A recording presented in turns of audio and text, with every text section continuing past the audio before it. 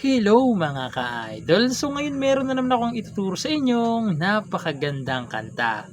Ang title pala nito ay yung Simpleng Tao by Glock 9. So napakadali lang naman ng chords nito, halos ilang piraso lang paulit-ulit na lang.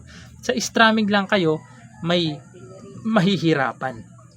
Pero hindi natin kukunin yung sa original na strumming niya kasi mas lalo lang kayong mahihirapan doon. So gagawa tayo ng strumming natin na babagay doon sa tugtog, no? So, dito muna tayo sa strumming. So, yung strumming pattern na gagawin natin is pag may asterisk sa taas ng chords, okay? Pag may asterisk sa taas ng chords is dalawang down lang, lilipat na. Okay? Pag may asterisk sa taas ng chords, dalawang down lang, lilipat na kaagad. Okay? Pag yung chords naman is mayroon namang open, close parenthesis, ganito yung strum nyo. Okay?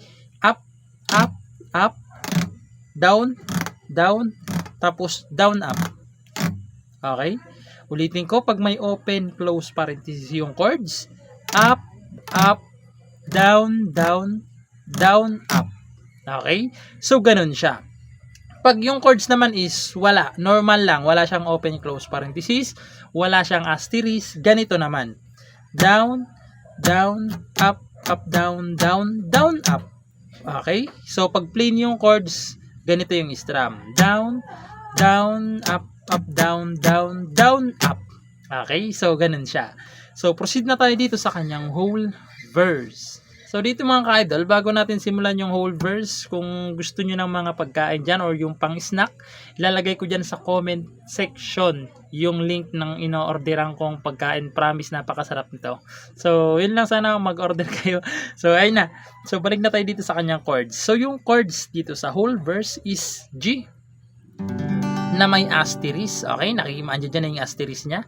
G na may asterisk. So, yung G, first string, second string, fifth, tsaka 6. Okay, G. Tapos B minor na may open close parenthesis. Okay, so yung may open close parenthesis, nandiyan yung strum niya rin, ha.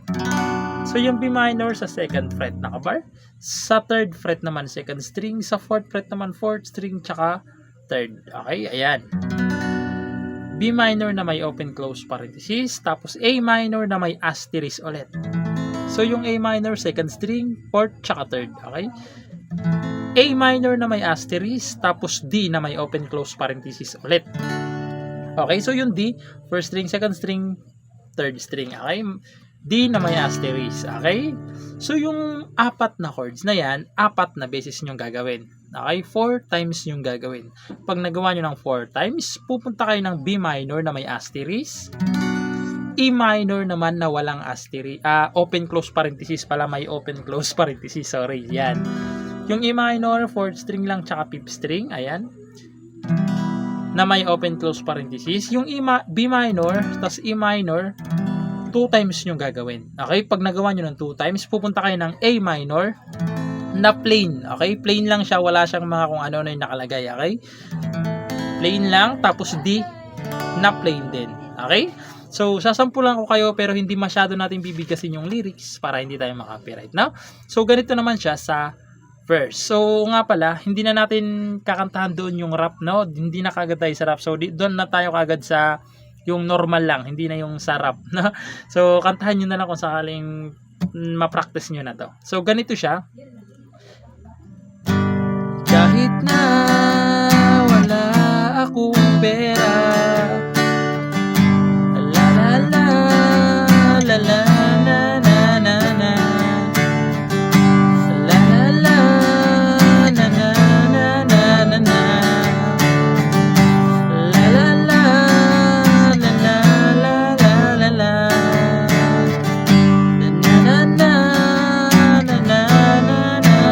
yung B minor, na na na na, la la la la la la la, tapos chorus. Papasok na doon yung chorus doon sa pag-ibig ko sa'yo. So papasok na doon yung chorus. So proceed naman tayo doon sa kanyang chorus. So yung chorus niya naman dito is G na may asterisk, B minor na may open close parenthesis, A minor na may asterisk, tapos D na may open close parenthesis. Okay?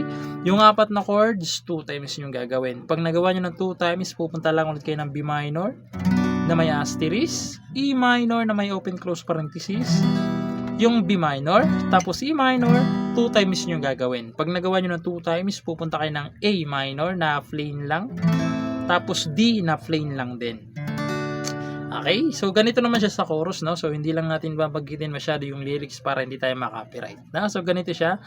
Sa pag-ibig ko sa'yo, na na na na na na na na na na, ika'y masusundo, ganito lang ako, simpleng tao at makasa hanggang ngayon.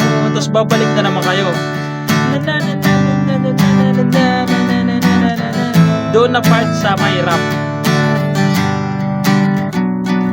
So, babalik kayo doon sa part nung rap na. So, doon na kayo sa may rap na part babalik. Okay?